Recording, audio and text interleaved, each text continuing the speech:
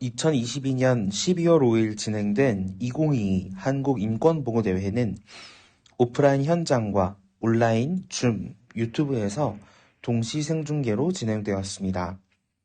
인권보고대회를 진행한 현장의 음향기기 상태를 사전에 점검했음에도 불구하고 행사 당일 기기 상태가 좋지 않아 온라인 생중계 음성에 잡음이 포함되어 있습니다. 중계화면 하단부에 송출되는 문자 통역 자막과 함께 시청해 주시기 바라며 당일 현장 속기와 자료집은 민변 홈페이지를 참고해 주시기 바랍니다.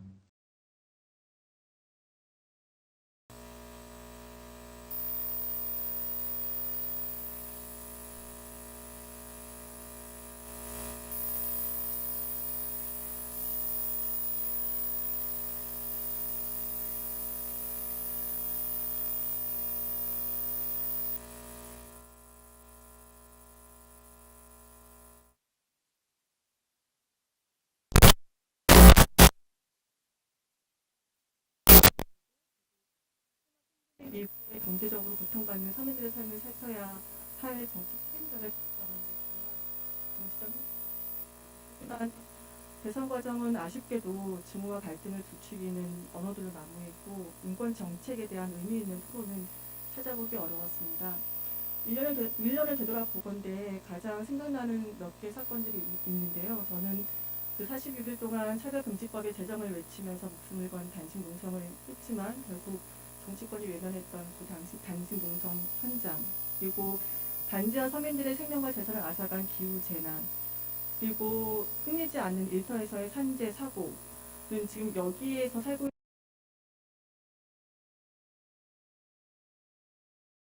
그리고 결국은 그 잘 아시겠지만 명이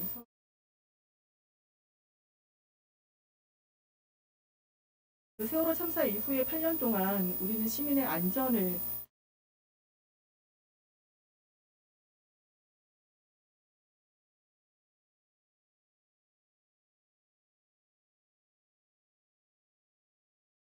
책임자들이 아니라고 무책임한 태도는 그 노력의 한계를 여실히 보여주는 게 아닌가 싶습니다. 그럼에도 불구하고 각 시간마다 저희가 느꼈던 그런 비통함이 절망에 빠지지 않고 저희가 또 새로운 사회를 만들기 위해서 현실을 냉철하게 분석하는 이 자리가 어떤 해보다 의미 있다고 생각을 합니다. 이 15개 위원회의 활동과 세계 TF 사법센터의 활동을 다 보고하기에는 15분 동안 보고하기에는 너무 시간이 짧긴 한데요. 그 자료집에 나와 있는 그 인권 총괄 보고서에 나와 있는 내용들을 좀 간단하게 보면서 말씀을 드리도록 하겠습니다.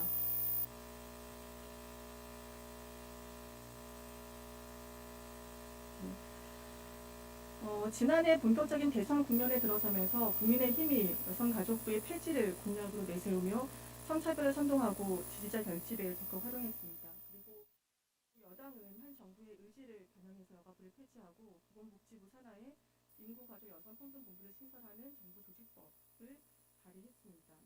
이런 가운데 지난 9월에는 서울 신당 여성 살해 사건이 발생을 했고요. 그리고 10월에는 서산 가정폭력 아내 살해 사건이 발생을 했습니다. 그리고 특히 올해는 새마을 금고나 신협 등 금융기관에서 성희롱 사건이 많이 발생을 했고요. 법무부가 신당역 스토킹 사건 이후에 가해자 처벌과 피해자 보호를 위해서 여러 그 대책들을 제시를 했지만 사실 근본적인 변화 없이 그리고 여가부 폐지라고 하는 근본적인 여성 정책에 대한 한계가 사실 이 문제를 과연 근본적으로 해결할 수 있을까라는 의문을 자아내지 않을 수 없습니다. 그리고 윤석열 정부에서는 가족법 정책에서도 후퇴를 가지고 왔습니다. 이전 정부가 비혼 동거 커플이나 아동학대 등으로 인한 위탁가족도 법률상 가족으로 인정하는 건강가정기본법을 개정하려고 했는데 이번 정부에서는 그 개정 계획도 철회를 했습니다.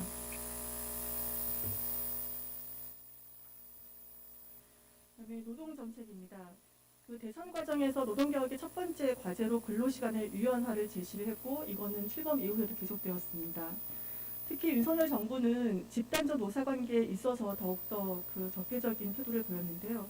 그 화물연대 안전운임제 투쟁이나 금속노조 거제 통영 구성 조선 하청진의 임금 인상 투쟁 등 주요한 노동자들의 투쟁에서 정부는 특수고용, 간접고용 노동자들의 근로조건을 개선하거나 노동 3권을 모색할 방안을 찾기는커녕 파업의 불법 낙인을 찍고 파업 중단을 겁박하기에 급급했습니다. 잘 아시겠지만 금속노조 거제 통영 구성 조선 하청지의 노동자가 바닥에 철판을 용접해서 가로 1m, 세로 1m, 높이 1m의 감옥을 만들어 스스로를 가두는 투쟁을 기억을 하실 것입니다. 하지만 사측에서는 결국 이런 파업 종료 이후에 470억 원의 손해배상을 청구를 했고요. 그리고 하이트 진로 역시 그 화물연대 소속 조합원들을 상대로 해서 27억 7천만 원의 손해배상을 청구를 했습니다. 이와 관련해서 노동계와 시민사회는 현재 노조법 2조 3조의 개정운동본부를 구성해서 그 노조법 개정을 촉구를 하고 있습니다. 그리고 중대재해처벌법이 올해 1월 27일 날 시행이 되었습니다. 경영계는 이 법 제정 당시부터 일관되게 경영계에 부담을 주장을 하면서 경영 책임자에 대한 처벌이 부당하다고 주장을 해왔는데요. 이 정부의 고용노동부는 경영계의 요구에 응답하면서 시행령 개정을 예고를 했습니다. 그러나 건설 현장 등에서 끼임, 추락 등 최선의 안전조치만으로 막을 수 있는 후진적 사고가 지금 계속 발생을 하고 있습니다. 잘 아시겠지만 올해 1월부터 그 광주 아파트 신축 현장에서 외벽이 붕괴돼서 그 건설 노동자 6명이 사망을 하셨고, 또 10월에는 파리 바게트 빵을 만드는 노동자가 그 배합기에 몸이 끼어 숨지는 사고도 발생을 했습니다. 중대재해처벌법이 사회적 논의와 공감을 통해 제정되어 이제 막 시행된 만큼 우리 사회가 지금은 더 이상 후진적인 사고성 재해가 발생하지 않도록 이 법의 엄중한 시행과 안착에 무게를 실어야 된다고 생각합니다. 회장님도 말씀하셨지만은 윤석열 정부에서 언론의 자유와 표현의 자유를 심각하게 위기에 처했습니다. 특히 윤석열 정부와 여당에서는 비판 보도에 대해서 형사 절차를 포함한 법적 조치를 남발을 하고 있고요. 그리고 뭐 TBS 조례 폐지 조례안의 의결이라든지 이번에 그 MBC 기자들에 대해서 그 전용기 탑승 거부 등을 통해서 이렇게 노골적으로 정치적 재정적 압박을 하고 있다는 것을 알 수가 있습니다. 그리고 또 한편 그 블랙리스트 부활에 대한 우려도 커지고 있습니다. 잘 아시겠지만 윤석열 차라는 그 청소년 작가의 작품이 선정이 되자 그 한국만화영상진흥원에 대해서 그 문체부가 문제를 제기한 사건이 있었는데요. 사실 이 블랙리스트 사건 박근혜 정부의 몰락의 원인이기도 하고 결국은 이 재발 방지를 위해서 예술인의 지위와 권리 보장에 관한 법률이 제정이 돼서 시행이 됐고요. 그리고 올해 이 예술인들이 블랙리스트 피해자 예술인들이 소송을 제기한 지 5년 만에 국가의 조정을 통해서 해결되기도 했습니다. 다시는 이 블랙리스트가 재발되지 않기를 발생하지 않기를 간절히 바랬지만 이 블랙리스트가 다시 부활을 하는 것이 아닌가라는 지금 많은 예술인들이 우려를 표하고 있습니다. 그다음에 2022년 상반기에는 차별금지법 제정을 위해서 목숨을 건 농성과 이를 위한 뜨거운 연대가 있었습니다. 비록 반쪽짜리라고는 하지만 15년 만에 국회에서 차별금지법으로 공청회가 열리기도 했습니다. 그리고 올해는 그 성소수자의 인권에 있어서 의미 있는 판결이 여러 나왔는데요. 특히 오랫동안 동성애 처벌법이라고 비판을 받아온 군형법 추행죄에 대해서 대법원 전원 합의체가 위헌이다라는 판결을 내렸습니다. 그리고 올해가 그 방정환 선생님이 어린이날을 선언한 지 100년이 되는 해입니다. 그런데 그 형 정부는 청소년 관련 정책을 담당하는 주요 부서인 여가부를 폐지를 공식화했고요. 그리고 법무부나 그러니까 유엔 아동권리위원회와 국가인권위원회의 권고에도 불구하고 법무부가 형사 미성년자 내지 촉법소년 연령을 14세에서 13세로 낮추는 법을 입법 예고했습니다.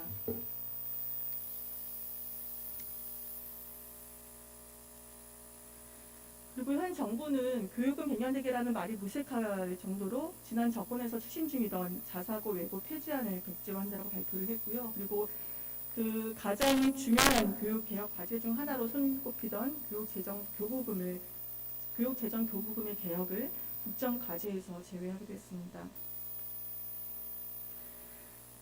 올해는 진실화해를 위한 법원사 정리위원회에서 의미 있는 진실규명 결정들을 계속 내놓고 있는데요. 특히 진실화해위원회의 1호 사건이자 진실화해위원회 설립에 결정적 역할을 한 형제복지원 사건이 35년 만에 진실규명이 되었습니다.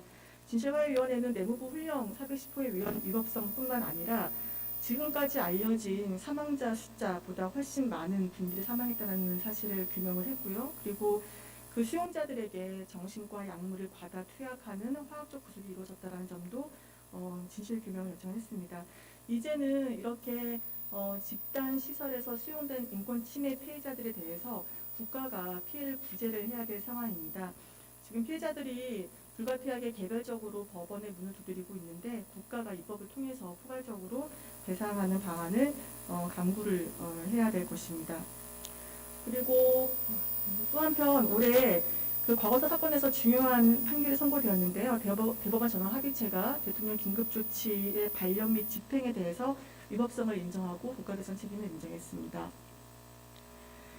그리고 올해 그 9월 15일에 국가보안법에 대한 8번째 그 위원 심판 에서 공개 변론이 열렸습니다. 지금까지 8번째 그 8회에 걸쳐서 위원 심사가 진행이 됐는데 처음으로 그 공개 변론이 열렸습니다. 헌법재판소가 선고기는 아직 지정되지는 않았지만 머지않은 시점에 그 국내 각계의 요청에 따라서 위원 선언을 해주기를 기대하고 있습니다. 그리고 올해는 미선이 후순위 사건이 발생한 지 20년이 되는 해입니다. 이 사건으로 많은 국민들이 모여서 그 올바른 한미 관계 개선을 위해서 투쟁을 했고, 그리고 이 사건으로 소파 운영 개선 특별합동위원회가 상설화되거나 아니면은 우리나라의 1차적 형사재판권이 확대되는 등 여러 가지 제도 개선이 이루어졌지만 여전히 미흡한 점이 있습니다. 미흡한 점을 개선해서 미분 범죄 근절이 반드시 이루어져야 된다라고 저는 생각을 합니다. 그리고 2022년은 그 검찰개혁의 관점에서 평가한다면 한마디로 검찰국가의 탄생, 그다음에 개혁의 역행으로 정리할 수 있을 것 같습니다. 특히 현 정부가 행정안전부 내에 경찰국을 설치를 하려고 해서 결국은 민주적 통제가 아니라 집권 세력에 의한 통제를 강화하는 방식으로 규칙을 개정을 해서 많은 국민들의 그 공분을 사기도 했습니다. 이는 31년 전에 박종철 고문치사 사건 이후에 경제의 민주적 통제를 위해서 경찰청을 외청으로 승격시켜 분리 독립시키고 국가경찰위원회를 설립한 취지의 정면으로 반하는 것으로 시민사회는 물론 경찰 조직 내에서도 강력히 반대를 하고 있습니다. 한편 올해는 그 온라인 플랫폼의 그 시장 지배력과 관련해서 많은 문제가 제기되었습니다. 우리나라의 경우에는 이 온라인 플랫폼이 강력한 시장 지배력을 이용해서 거래 조건을 일방적으로 결정한다라거나 아니면 중개 수수료, 광고비들을 과도하게 착취한다라거나 경영 간섭을 하고 있는데 미국과 EU 등은 이런 온라인 플랫폼의 독점적 지위를 확인하기 위해서 다수적 노력을 하고 있는데 우리나라의 경우에는 규제보다는 이 산업의 발전을 위해서 그 입법이 추진되고 있어서 이 헌법 119조에서 이야기하는 그 경제 주체 간의 조화의 균형을 달성하기 위한 방안들이 모색이 되어야 될 것으로 보입니다. 그리고 올해가 그 임대차 보호법이 개정이 된 지 2년이 되는 해여서 그 최대 4년의 임대차 기간을 보장하고 있는 그 시점에 해당을 하는데요. 실제 임대인의 실거주를 이유로 분쟁이 많이 발생을 하고 있고 법원이 임대인의 실거주를 이유로 갱신거주를 손쉽게 인정을 하고 있어서 이 주택임대차 보호법 개정의 필요성에 대해서도 또 문제가 제기되고 있습니다. 그리고 그 팬데믹 이후에 비대면 면접의 필요성이 커지면서 2022년에는 상반기 기준으로 해서 630기업에서 AI 면접을 활용하고 있다고 합니다. 하지만 이 학습 데이터의 편향성에 따른 차별과 불평 등의 문제, 그리고 그 도출 과정의 불투명 등으로 인해서 많은 문제가 있는데요. 그 민변과 시민단체에서 2개의 그 공공기관에 대해서 그 AI 면접과 관련된 정보 공개를 청구를 했는데 실제 사실 만들어야 되는 많은 정보들이 부존재하는 것으로 확인이 됐고 법원은 존재하는 정보라도 공개를 하라라고 판결을 내렸습니다. 그리고 이 페이스북이 이런 개인정보를 과도하게 수집, 이용하려고 해서 한번 문제가 크게 된 적이 있었고요. 이번 논란을 통해서 그 페이스북이 과도하게 그 이용자들의 동의도 받지 않고 맞춤형 광고를 한다라는 사실이 확인됐고 그 전부터 개인정보보호위원회가 이 부분을 조사를 해서 한 1,000억 원의 과징금을 부과를 했습니다. 그 2022년에 환경 분야에서는 국내 최장기 산불로 기록된 동해안 산불, 그리고 기상 관측 이래 최대 강우량을 기록한 집중호우로 인한 서울 침수, 그리고 79억 마리의 꿀벌레 집단 실종 사건 등 기후 위기의 심각성을 다시 한번 깨닫게 해주는 사건들이 많이 있었습니다. 그래서 이와 관련해서 탄소 중립 기본법이 2022년 3월 25일 시행이 되었는데요. 이 법에 의하면 2030년까지 2018년 국가 온실가스 배출량 대비 40%를 감축해야 된다는 규정이 있습니다. 하지만 이 규정만으로는 기후 위기에 대처할 수 없다라고 해서 민변을 비롯한 많은 시민사회단체가 같이 함께 헌법소원을 제기를 했습니다. 그리고 이렇게 시민들이 그 9.24 기후 정의 행진을 통해서 더 이상 기후 위기 대책을 미룰 수 없다라는 강한 의지를 보여주었습니다. 올해가 난민법 제정 10주년이 되는 해입니다. 그래서 대한민국은 그동안, 그러니까 올해 난민 협약 비준은 30년이 되는 해이고요. 그래서 그동안 많은 노력들을 했지만 여전히 누적 난민 인정률은 2.8%에 불과합니다. 그런 이런 국제 연대적인 관점에서 좀 더 포괄적인 난민 정책이 필요하다고 생각이 됩니다. 그리고 지난 2월에 러시아의 우크라이나 침공이 있었고 이 전쟁은 전 세계인들을 놀라게 했습니다. 그리고 전쟁 범죄 사례가 다수 발견되었습니다. 이에 대해서 한국 시민사회도 러시아의 우크라이나 침공 중단과 그리고 한국의 우크라이나 무기 지원 반대를 주장하면서 반전 캠페인에 동참을 했습니다. 그리고 올해 2020년 4월부터 베트남전 민간인 학살에 대한 대한민국 정부의 책임을 묻는 소송이 제기가 됐는데요. 올해는 특히 민간인 학살 관련 참전 군인과 학살 피해자인 베트남 군이 한국에 오셔서 한국 법정에서 증언을 하는 역사적인 사건이 있었습니다. 네, 올해가 사회적 참사위원회가 그러니까 세월호 참사가 발생한 지 8년이 되는 해이고, 그리고 올해 2022년 6월 10일 날 약 3년 6개월 동안 사회적 참사위원회가 조사 활동을 마치고 백서를 발간을 했습니다. 사참위 조사 성과가 이 피해자와 시민들이 기대했던 진실과 책임의 수준에 미친다라고 보기는 어렵지만, 그래도 세월호의 침몰 원인을 조금 더 명확하게 확인했고, 그리고 구조 세력이 제대로 된 구조 활동을 펼치지 않은 점, 그리고 참사 관련 기본 정보가 제대로 전달되지 않은 점, 각종 정부기관들이 사찰과 특조위 활동을 방해한 점, 혐오 표현 등이 발생한 점 등을 공식적으로 확인을 하고 유의미한 권고를 도출했다는 점에서 큰 의미가 있다고 볼 수 있습니다.